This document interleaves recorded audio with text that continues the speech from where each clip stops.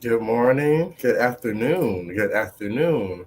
Welcome to the Engaging Men Q&A with Jay. Hi, I'm Jay Von Howard, Manager of Engaging Men Initiatives here with the Ohio Alliance to End Sexual Violence. This is the Engaging Men Q&A program. If you're new here, this is where we answer all of your common training and technical assistance questions on serving men who are survivors, as well as serving men and engaging them in prevention education. We also talk about things around men's health, men's healing, social and emotional learning, violence prevention, social justice. We bring together subject matter experts to answer all of these technical assistance questions. Today, we'll be having a conversation about men and faith, advocacy and prevention perspectives with Darlene Hill Clinkscale. I'm very excited to have her here with us this afternoon. We'll go ahead and read her bio. She is the founder of Stop It Before It Starts LLC, which educates advocates, agencies, and spiritual communities on how to form partnerships that will strengthen our joint community response and prevention strategies to end gender-based violence. She has a master's degree from Youngstown State University with a major in counseling and adult education. Darlene has been part of the movement to end gender-based violence for over 30 years. As a prevention consultant, an advocate, a speaker, an educator, survivor, she has completed extensive training, observation, research, and writings on gender-based violence prevention and prevalence within and both the non-spiritual and the spiritual communities. She has been a member of the faith community since birth. Within the faith community, she has her and her 4 children for over 40 years have lived their experience of survivors of domestic violence. So I'm very happy to have Darlene here with us to have this conversation. Again, this conversation is very important around men of faith and healing. So Darlene, Hi. welcome. Glad to have you. I know that you and I have been gearing up for this conversation for a moment. Very excited to have you here today. So how about this? We just go ahead and just get started. First, can you tell me just a little bit about yourself and how you got into the work and doing this work and in this movement, working with faith communities and working with men? I experienced domestic violence and gender-based violence with my personally and in the faith community. So when that happened, I thought it was only me because it didn't happen in the faith community. And then, of course, I learned that is not true. And so after that, I feel the Lord gave me a calling to go and learn all I could about gender-based violence and bring it back to the faith community. And that has been my journey for the last 30 years. Yeah. Well, thank you for the work that you've done. And thank you so much for having the courage to come forward and share your story. Not only share your story, but use this to help, create conversations and spaces for other people to have these conversations, especially for men, because you know that my role is working with men who are survivors, trying to break down those barriers to services for men. And so I felt like this conversation about men and faith was really important to have. I work in different communities, work with different kinds of survivors, but to just similarly to your experience, I've heard about, men who may have had experiences of violence and abuse in their lives connected to their faith, and how that has impacted the way that they show up. And so I have a question for you related to that. Like, why do you believe men aren't coming forward about their own abuse or their own trauma and not telling their own story? Okay, I think men don't come forward because they equate asking for help as a weakness, and when they do come forward, they're scrutinized and shamed, and also that within the faith community, not within the faith community, but for men in general, they are shamed more than women, even though it happens to women more, but men, because of our culture and where we normalize in a culture how men are to be just strong, powerful, and they can't do anything that's perceived as weakness, right? And so they, because of that, the cultural norm, um, we had to create safe spaces for them to come forward.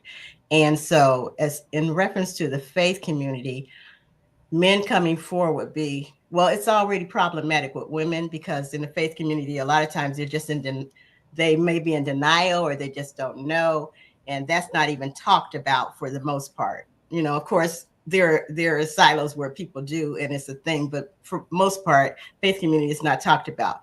So just for to get through that with women, we that's hard to break the barrier. But when it comes to men, it's even more layered as far as the stigma and the disbelief, or making them feel like it's speaking against their manhood. So they can't, they have even more reasons why they can't disclose it in any community, especially the faith community, because things that we teach in the faith community, push men up to be the head.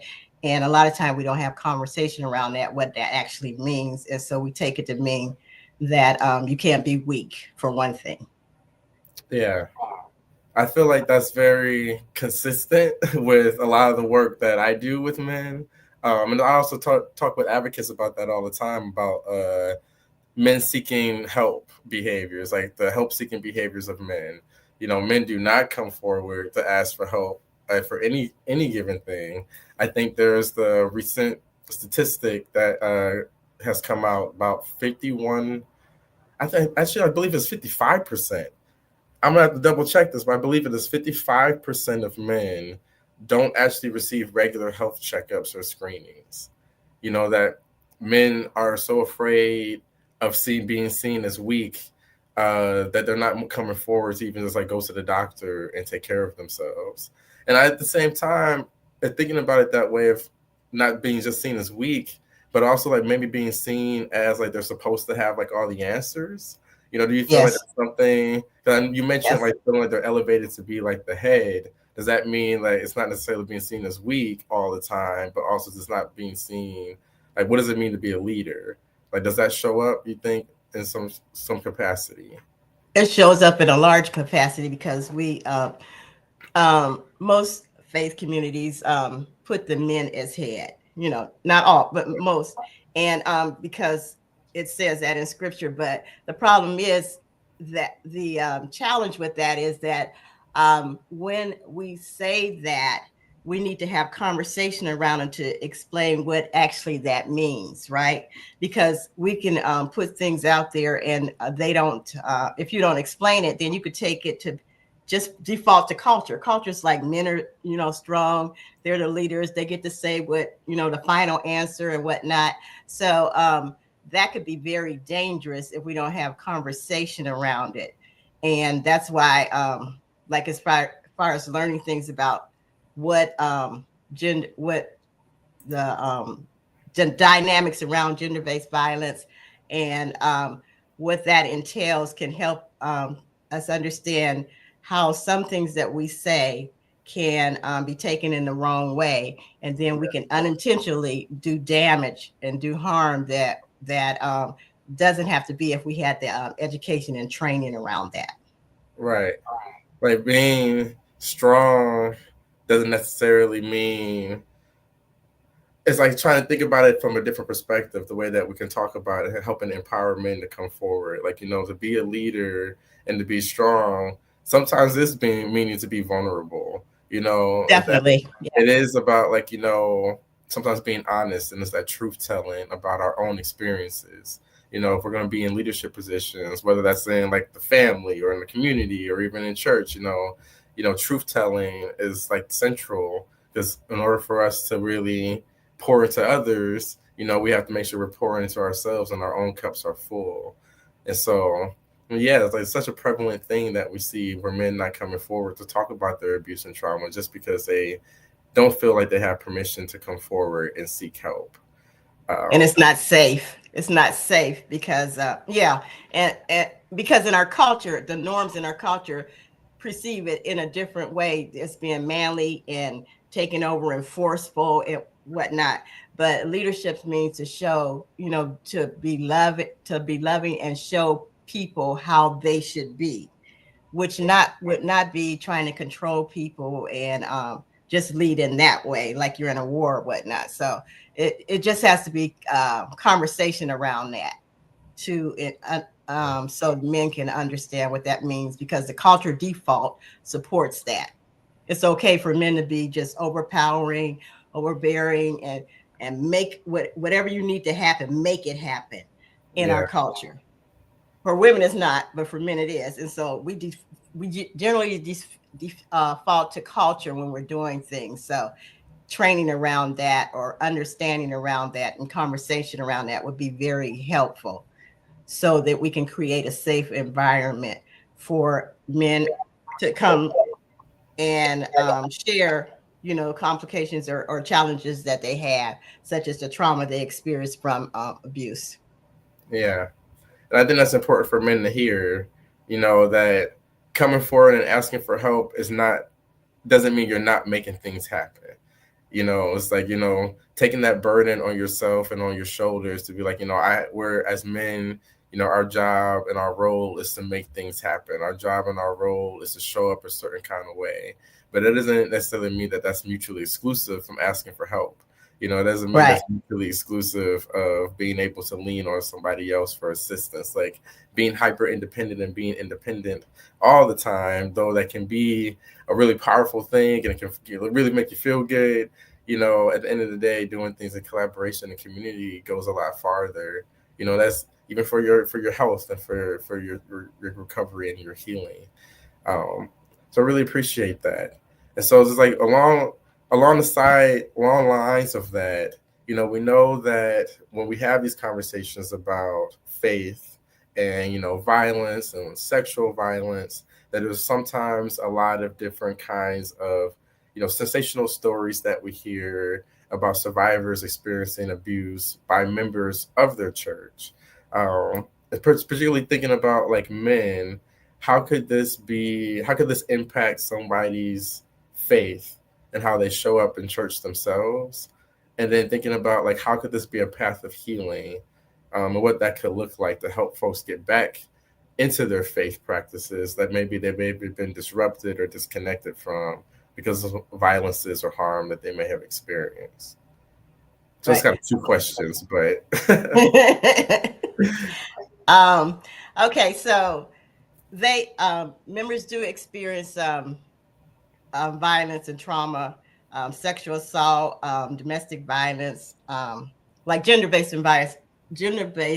um, violence includes domestic violence, sexual assault, um, elderly abuse, and child abuse, right? And so they can experience that in a faith community setting, definitely. In fact, when we talk about statistics for domestic violence in the United States, they say 1 in 4 women.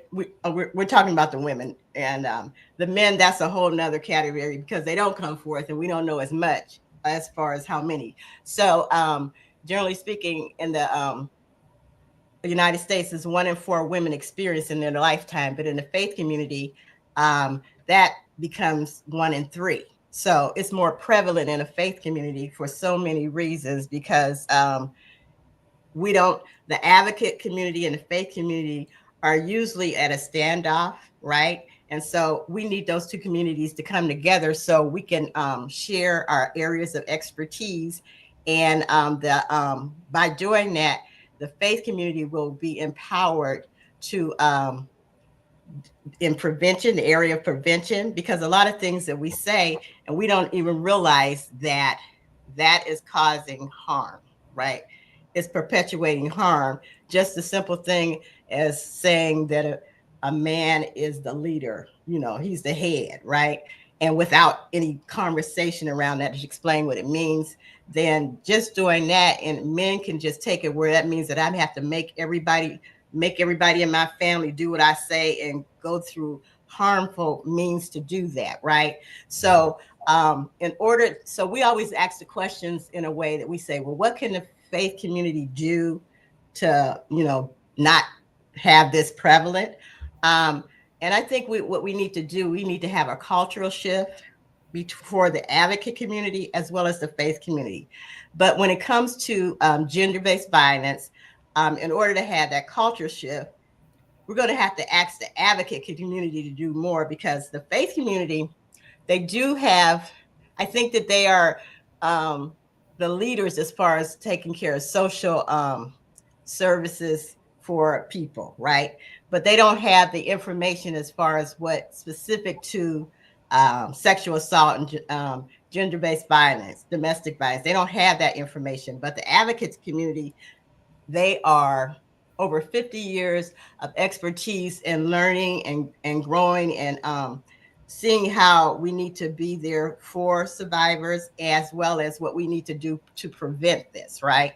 And their expertise in that area.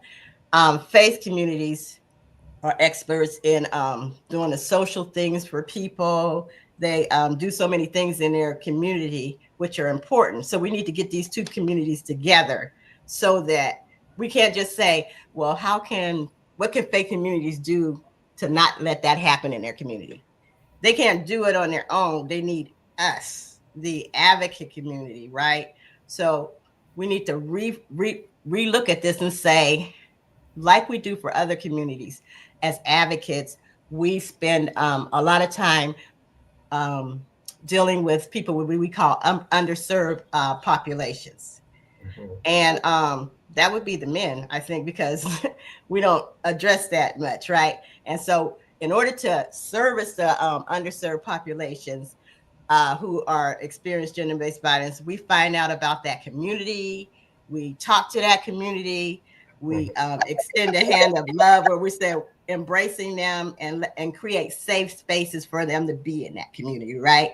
But when it comes to faith communities, the advocates, as a whole, for the most part, they haven't traditionally been doing that, because faith communities have their issues as why they don't. I'm going to just say don't like advocates, and advocates have their reasons that they're not too crazy about faith communities, because faith communities have some things that they do that can perpetuate this. And faith communities think about advocates, you're going to make my people who go through this do things, like, just say some churches believe like you don't have divorce, or you obey your husband no matter what, right? Mhm. So they're thinking about these things, and it's keeping these two communities apart. And what we need to do and start changing is how we look at that. We don't want to have advocates thinking they're going to go into a community just to fix the faith community or change whatever they stop them from doing abusive things in that community. You can't fix that community. That community has to fix their own self. So what we want to do instead is thinking of ways how we can get together instead of staying apart. And that would be if advocate community will reframe and say, in order for them to do this, they're going to need the education or the expertise about the fundamentals surrounding gender-based violence, right? Mhm. Advocates know that, but faith communities need to know that information in order to help their members. They help their congregants. They help them with that information. And not only do faith community help people in their community, they help people in the world setting. So these two communities need together and get together and figure out a way of doing that, because there are, in the United States, we have 350 over 350 different spiritual or religious communities, organizations in the United States. And out of that, we have 350,000 congregations of different faith communities, right? That's a lot of them, right? And Yeah. for, and even like I went to, bring it down, like in Ohio, in Franklin County, Ohio, we have like 900, almost 1,000 different congregations of faith communities, which would give us like every 2 square miles we have one, right? These communities are experts in, attending to the needs of peoples and doing different things and taking on community projects that would help our survivors, right?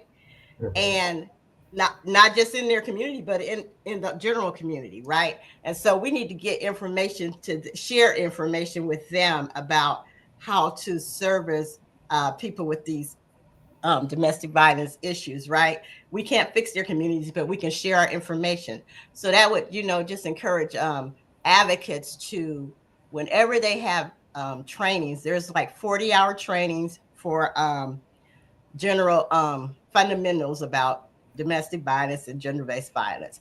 If Yeah. if those communities would like, you know, maybe get a person to represent in their each congregation to go and get the training and bring it back to the community, then the community can take that knowledge and in the privacy of their own office or study, they can figure out what are we saying to our people that we have that like just saying the man is the head. That's true, but what are we doing around that so that they won't take it and do things that are harmful? They'll be able to figure that out with education from the community. So it's very important for those communities to get together and change the way we look at each other, because I would give you that faith communities are also underserved population. They got a lot of people, but we don't access them and say, I'm going to make it safe here for you to come to our training. We're not going to be blaming and shaming you for the things you do. We just want you to come in here, and we're going to acknowledge each other as I have an area expertise as an advocate, agencies, and the faith community has area expertise of ministering to people and doing those social services things, and also setting the precedent for what's right and wrong in our society. They do those teachings, so we need to give them this knowledge that we have. And it's not giving them; it's like partnershiping with them. Change the frame, and we're going to come in and fix you and tell you what you need to do. Because nobody gonna let you do that. You don't let nobody come in your house and tell you how to fix your house. So we have to change the way we do, because as advocates, we have that.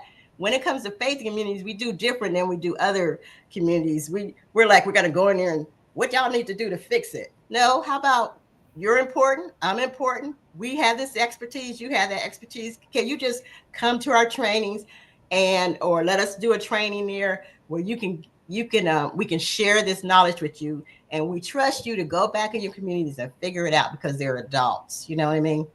I'm Yeah. sorry, I could go on and on and on and on and No, on. no, you have thinking about a few different things. So, the first, like a lot of what you're describing is like a prevention tool for the social ecological model. Not only just like the social ecological model, but the like more expansive version of it as well. That includes like environment and history and spirituality as part of like understanding levels and systems of prevention, levels and systems of intervention. And like what you're talking about is really like why it's so important for us to have that expansive model that talks about spirituality. I was just in sort of like refresher course training earlier this week. This week or last week. Time's an illusion. Just reminding us about like how these different things like show up in our lives and create these nuances. Like like you're mentioning, talking about like if my faith, my spirituality, like this allows me from getting divorced. Like I don't believe in divorce. As a system of prevention, as advocates or a system of intervention, we might offer like let's go to court and get you divorced from your partner. That's a way to help you solve this problem that you might be having. This is the way that we can do safety planning, but that might not necessarily align with someone's like values or with their faith. It may not align with their community or with their family. There's different pressures that are put on people who are survivors, and the way that we navigate that is not necessarily telling them what to do, right, or judging them and saying like, oh, well, if you don't leave, then you must want this, or if you don't leave, then this is how you're looking for violence to be. Like if you don't make certain kind of changes and adjustments in your life, then you must just want to be a victim. And that's victim blaming, right? That's not the work of actually believing survivors and working with survivors and being culturally humble and being inclusive. And so it's like you're bridging those gaps there with that. So I really appreciate that.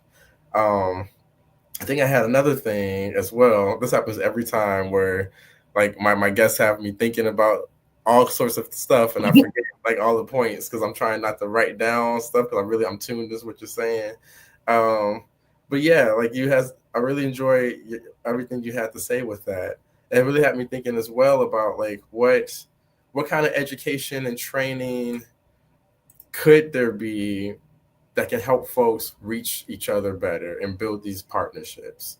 Because at the end of the day, we all are doing the work of trying to end violence, but we are doing this work in a professionalized space.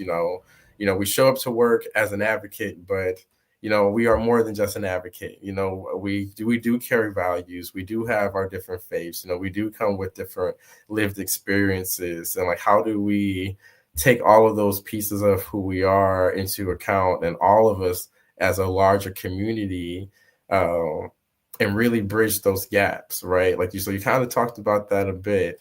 Could you talk a little bit more about the way that maybe faith leaders specifically could work to better serve men who have experienced violence or sexual violence, or better ways that you can recommend for faith leaders to create safer spaces, just even for men to want to feel safer to come forward and disclosing at all? Like, what kind of recommendations would you give? Okay, and of course, there are several, trainings specifically for men. Of course, you do many of those, and with the engaging men, and ODBN has trainings too, and different organizations that do advocacy. But and that's good, and I think it's a slower process because we just whoever wants us to come in and do those trainings. Let's just take the faith community. You go in and you do that training, and then you go out, and it's so many. Like I already told you, it's a lot of faith communities, and we need them. So it would be whenever you. One thing to suggest is whenever you go and do a training, someone lets you in. Let them know that this is something that you would encourage them to get the basic dynamic training on, and that could be asking a lot because a lot of times, pastors or faith leaders are overwhelmed with so much to do, right?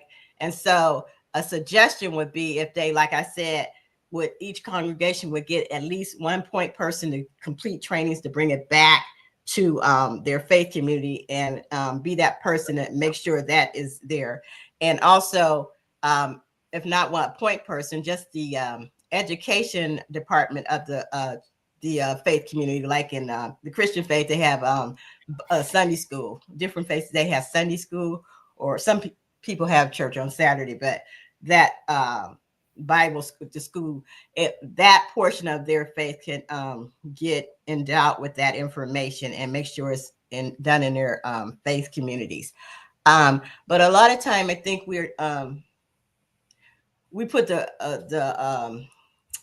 cart before the horse because we're trying to get them to do stuff and they don't have that education first. So that is why it's important to be more inviting.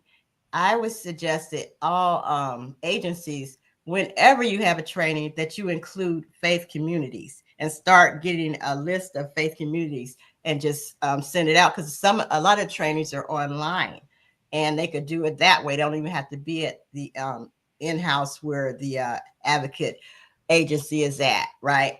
So it's very important. The training part is very important.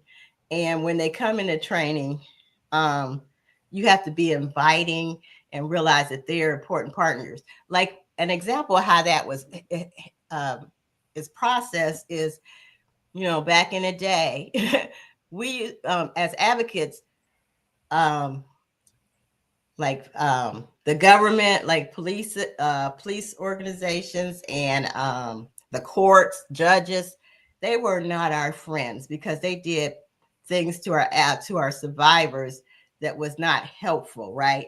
For instance, like just an example, in the day it used to be if somebody had a domestic violence dispute and they called the police, oftentimes that wouldn't go good for the survivor, right?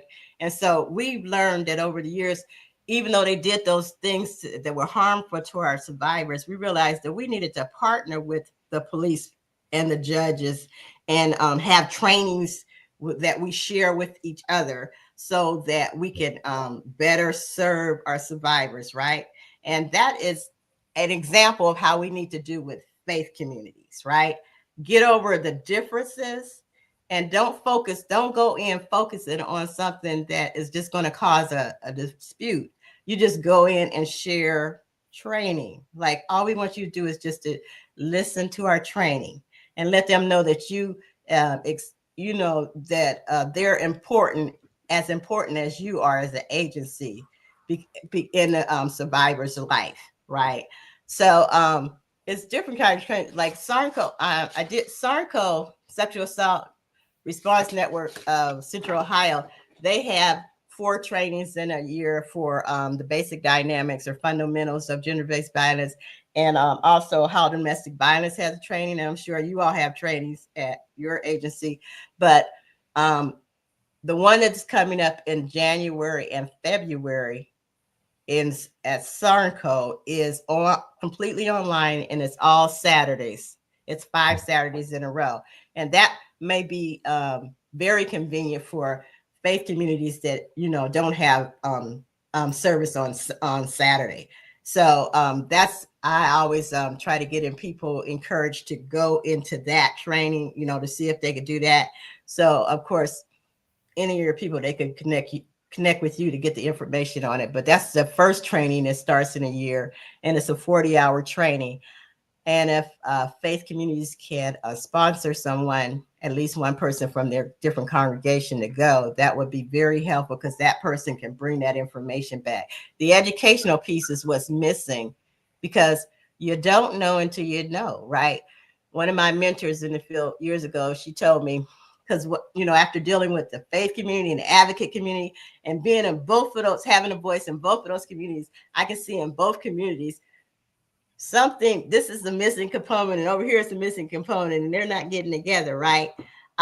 So in seeing that, I wanted to see how I could get them to, gather all this year. So at one point, I got really frustrated, trying to get because the Lord told me to go back, take it, and give it to us so they could, do better. And it just seems like, boy, this is taking forever, right? And I was just like, oh my God, I just want to say, y'all going to hell, right? I had that moment. And then my mentor says to me, she's like, you can't say that to the church people. I said, I know it. I'm not going to say that, but it was the way we felt because we tried to get them to see and they're not seeing, right? And I just had the moment, and she said, Miss Darlene, it's just if you don't know, you just don't know. A lot of times we're blaming each other for stuff that they're Which doing. isn't usually isn't very productive just to blame each other back and forth. Right. And we don't realize a lot of times that we are blaming each other. Like Mm-hmm. advocate community, they've taken the time to learn how to work with police and the courts and these people that were doing harms. They've learned how to work with perpetrators that are doing harm to the survivors, what you have to do around that to get them. But they haven't taken the time with faith communities, and that's where you're going to get the most resources to help survivors. That's where you're going to get the most resources as far as prevention, because the things that we can say in there, it's like we can hold perpetrators accountable. In the current system where they don't have any knowledge of this training or anything about gender-based violence, they're not holding them accountable because they're like a lot of times stuck in the culture of man is the head and whatever he says goes. But you can't go in there blaming them for that. You just want to share your knowledge because the educational piece is just lacking. And if you don't know, you don't know, as Miss Tanya would say. And I think what you were saying before about having like someone like come in, do the training, and go back, even if you're not able to get, everyone mobilized in a particular faith community or congregation, like even if you just get a couple of people to maybe come represent, get the training, and go back can be a really powerful tool. It has me thinking about some of the ways that some of our rape crisis centers operate across the state already, where they have different kind of advocates in different places. So we have like a campus-based advocate with some locations, right? Whereas like that advocate, has the job training, has the specific skills on how to do crisis advocacy, how to serve survivors, show up for survivors, give support, but they work on campuses. That's where they specifically are providing those services, that they know the nuances and the in and outs of that particular institution. So that way, when someone is within a campus situation, there is an advocate who is an advocate, but also knows the campus situation, or like someone who is a prosecutor's advocate. It's like they're an advocate, but they understand the prosecution really well, or a court advocate, or an advocate who's in a hospital. So what you're suggesting is like maybe for us to invest in a similar type of process for faith communities, have an advocate that is specific for doing outreach and doing that awareness and providing services to survivors who are in faith communities. And I think that's a brilliant idea. We see that replicated in lots of different ways. You already thought of it, you just haven't used it for faith communities. Yeah. We see it with the Department of Defense. They have their advocates for military sexual trauma. They have counselors that are specific for veterans, because, a counselor talking to a veteran who has no kind of military history or background or understanding versus a counselor who has been in combat are two very different understandings of context. One counselor is probably going to be like, oh, this person needs to go to an asylum. How could they possibly think that these things are okay? And then there's another person who's like, well, I understand the context of where this is coming from. And like, you had this going on and this happened. This is why this was this way. And so I was just thinking again about how do we think more creatively and expansively on how we serve survivors. And, I really want to get a little bit more into specifically on like, how do we create some of this work for men? And I know that you mentioned that the work for churches and in faith communities getting involved, and for us as advocates getting more involved, is prevention work. There's so much prevention work that can be done. What kind of prevention work can be done, to better respond to sexual violence, so this is like an opportunity for you to sell it to us, like what is it that, we're missing out on? What are the resources that we could really tap into to start ending sexual violence, and also create more of these, safer spaces for men to feel like that they can come forward about their own experiences as being victims of sexual violence as well. Right. And for men specifically, unfortunately, you got to start where people are at, because, for instance, if you go into most faith communities and say, well, we want to figure out how to, make it right for men, they already got this stigma and the thing going on where, men are ahead and they're not supposed to have any, weakness and stuff like that. So you got to start where they're at. Like when you go in there, like this is a training for, we know that it's, the faith communities may not notice, acknowledge it or know that it's in their community, but it does happen to when, generally speaking, we know that happens to women a lot, right? So you got to start where you're at just to get them educated. Once they get educated, then you can start talking about, go specific to different things that are happening to men also, right? But you can't start there. I'm sorry. I mean, you have to really just get them get that educational piece going. A person who does it, it's called Numa Life in Cleveland, Ohio. And Miss Ruth Johnson, she has an organization where she specifically trains people in the churches. And she has it's a good model of what needs to be done all over, right? So like, when I started like 30 years ago in this industry, I was in Youngstown. And back then, the years I was working there before I moved here to Central Ohio, they always got everything they did. It was like the faith community was the foundation of like all their trainings and everything. They realized that, right? And Sergeant Delphine Baldwin Casey, she was with the Youngstown Police Force, and she headed that up, right? So when I moved down to Central Ohio, I was like, I couldn't understand what they weren't including faith community at all in that, for the most part, right? And I couldn't understand that. So like here, we're starting at square one to just start saying that should be included. Like they're the missing component in the joint community efforts to end gender-based violence. faith communities are, right? You have all these primary institutions like the government, the family, um, and you and education, but the faith community is missing. So we need to get them in there and get all the training. As far as the training, you have to start with the basics first. That's why I recommend the agencies that give the training, right? And then after that, we have many advocates in Ohio who are faith-based people, right? And when I came down here, it felt like I had to hide that part to work with the advocate community, right? Because they have so many things to say in the faith communities do. And I feel like after being here this long down here in Central Ohio, I've learned that it is so many of it's just a whole lot of people that are faith community and they're advocates too, but we're not connecting them. So within the advocate community, you have a lot of faith-based people. You can like reach out to them too to get that in faith communities, right? Because you have people who are already trained that are actually advocates. And I was like noticing a lot of them.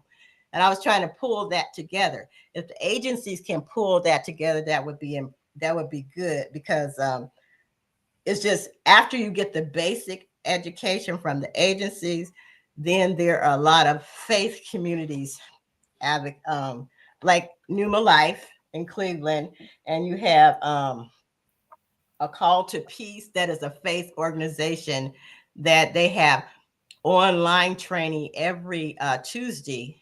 And if you can't get it online, you during the live presentation, you could get it they'll record it, but that's a fee that's expensive, but it's worth it. But you can need the basic training first, and then you also have there's so many. I have a whole list of different organizations that you can get training from. Of course, I'll get that to you, and then when people contact you, could give them that information. But it's very important to know that the basic training is needed first before you go into the specific faith-based training.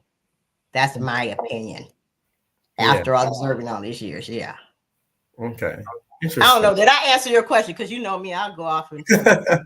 Yeah, I think we got into it a bit. We're at the point where we're going to open up for any questions that might have come in through the comment section. And so I think there's a couple questions that might have come in that are similar to a follow-up question that I wanted to ask.